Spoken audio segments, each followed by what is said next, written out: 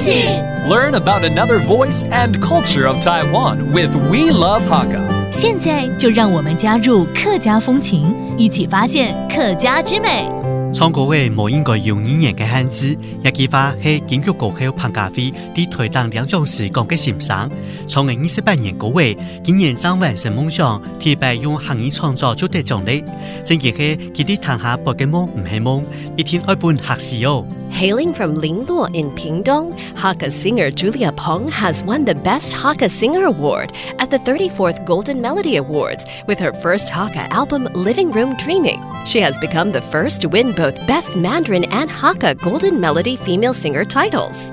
She noted that the pronunciation in Hakka and Mandarin songs is different, requiring more heartfelt production, and further mentioned that good music has no language barriers. Hey, what's up? It's time to talk about Hakka here on ICRT. Hello， 大家好，我係邊個Leo。Hello， 你好，大家好，我係 Joseph Lin。我們今天要討論的是客語歌手彭佳慧嗎？對，彭家輝，她是這個客家妹子嘛，對不對？又很會唱，哇，馬上就得到金曲獎的評審的青睞了。對，她這次是拿到的第34屆的金曲獎，拿到最佳客語歌手獎。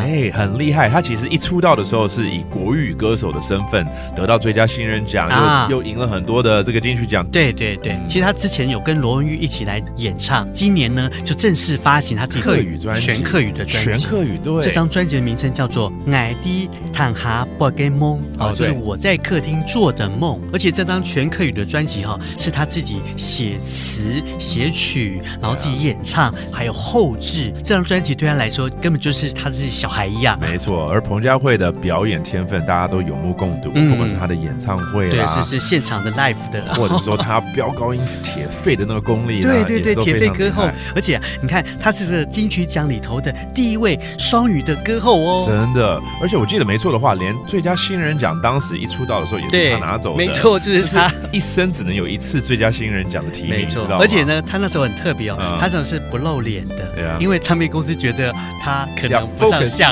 在唱歌功力上面，要 focus 他的歌聲裡頭。好，非常恭喜彭佳慧嘍。